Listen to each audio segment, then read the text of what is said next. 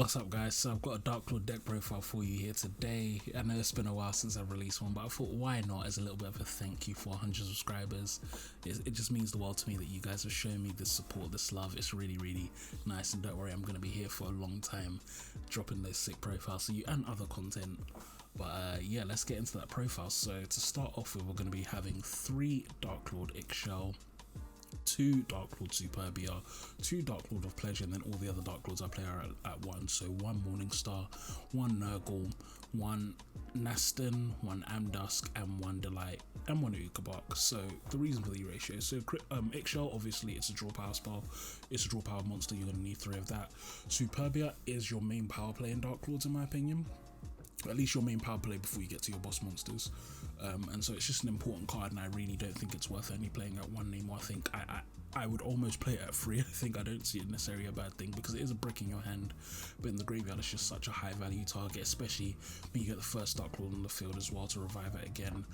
And then Pleasure's only at 2 because I didn't have space. I think Candine is a better normal summon. Pleasure, I've been saying this since it was released. I think it's a very lackluster normal summon, unfortunately. I get what it's trying to do, but most of the time I don't want a normal summon that. I'd rather special summon it in the first place, and then even after special summoning it, I'm not too happy because I gave my opponent a monster. But yeah. And then moving on, so I took out Tez, the level 9. The reason why I don't play Tez anymore is just that I found that there was too much kind of non-destructive removal going on in Darklords, so it just never really felt worth having. Then the Morningstar, you need to play it. It's a good card now because of Delight. Nurgle is really good. A lot of people hate on Nurgle because it's piercing damage, but I think when you factor in the fact that you have Morningstar and stuff, Nurgle becomes a lot better. And also when you add in Delight's effect to reduce the attack, Nurgle facilitates a lot of my games, like a lot of my OTKs. You'll see in some of these replays where it's like I reduce their attack and then I'm pinging them for 4k because of Nurgle. So I really like that monster. I think he's great. He's usually one of my best targets off Morningstar. He's also level 8. It's hard for me to hate on a level 8 or a level 4 monster because those are really good levels to have it in general. Then we've got the 1 Naston because he's Naston. It's just a good card to have. Free summon. I'm not using his effect that often, but free summon. Amdusk is a great card. That's another one that maybe I might have upped just because it's nice to retrieve those Morningstars from the graveyard, especially because I'm playing dangers. But yeah, Amdusk. And then 1 Delight. Like I said, the Delight's probably my favorite of the new Darklord cards. I think it's really good. So the first thing is I like its ability to tribute summon, obviously, but secondly, the attack reduction. I mean, in a meta now where everything is immune to destruction and stuff, the ability to reduce the attack of your opponent's monsters, your opponent's entire board, is just insane. And she really just does the job in terms of that. Like, that's the card I usually give to my opponent because I know they're going to link off with it, and then whatever they link off with is going to have attack reduction. So yeah, I really do like Delight, really good card. And then Ukabak for searching out our spells and traps. But anyway, moving on to the rest of the monsters that I play. So I'm going to be playing the Danger package. I'm going to be playing 1 Bigfoot, 1 Thunderbird, 1 Nessie, 1 Chusanoko, and 1 Jackalope. Just extenders and draw power, nothing else to say.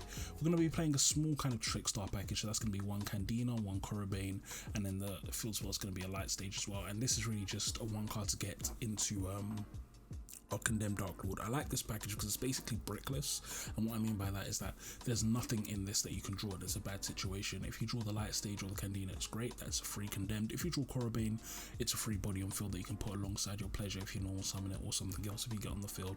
And another great thing about this package is that it can out threats that are 3600 or higher attack, 3600 or lower attack without using the special summon. So Candima normal summon, add Corobane, then attack over it. So if they put a Vanity's Fiend or something on board, you're not locked out of special summoning, which is really nice. Then moving on, we're going to be playing the 2 Darklord Christia. So that's probably the biggest change I'd say in this deck. Darklord Christia is back, and I just think it's worth playing in this format. Just denying special summons is just really strong again because every deck is special summoning 45 times. So a card like this is always going to be really nice. It also kind of semi-protects you from Nibiru, which is good, and Kaijus and things like that. And it's quite easy to protect in your Darklords with your first Darklord and stuff like that. So yeah, I really do like having that Christia. Moving on from that, I'm going to be playing 3 Law of Darkness, 2 Trading, 1 Upstart, 1 Monster Reborn, and 1 Trickstar Light Stage.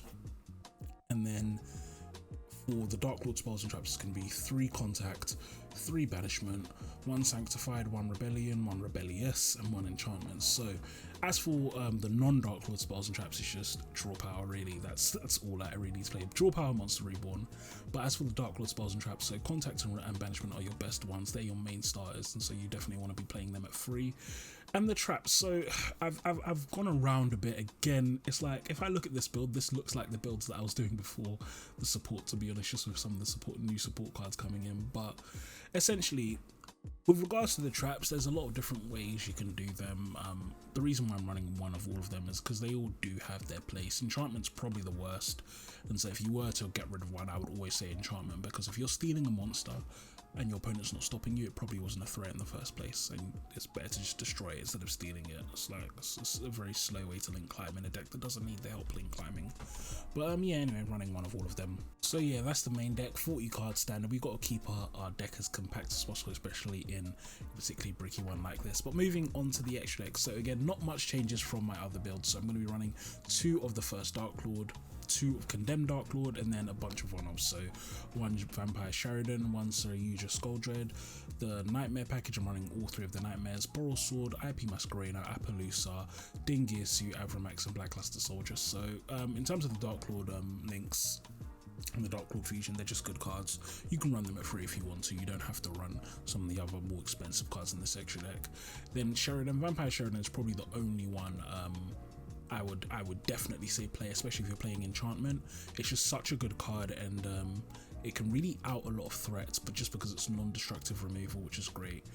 Then Skuldred, so I started playing Skuldred again because this is a Christia build. I don't go into it that often, but because this is a Christia build and I'm playing the dangers, it's a nice way to dig through your deck and then pop out a Christia for free, which is great.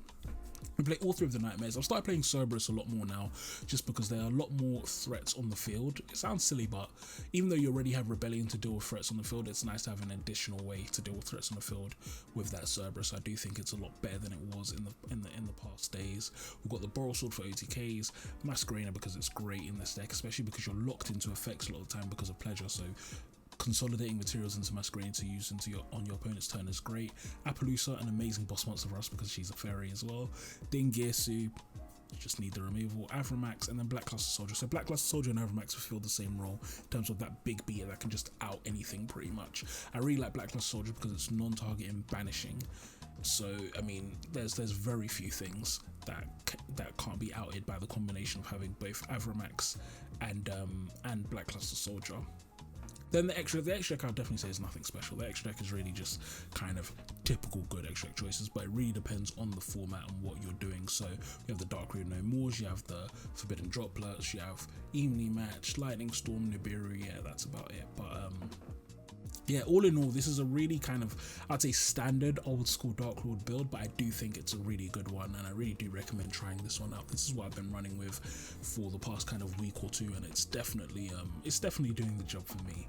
But anyway, guys, that is my Darklord profile, updated Darklord profile for this format. Don't worry, I might do another one in a few weeks or so. We'll see how I feel. But yeah, thank you all again for 100 subscribers. And if you're watching this and you've got to this point and you're not subscribed, bro, what are you doing? You must like my content if you've got to this point. So make sure you hit that subscribe button. Let's get me to 200 before the end of the year. But anyway, I'll talk to you all soon. Peace.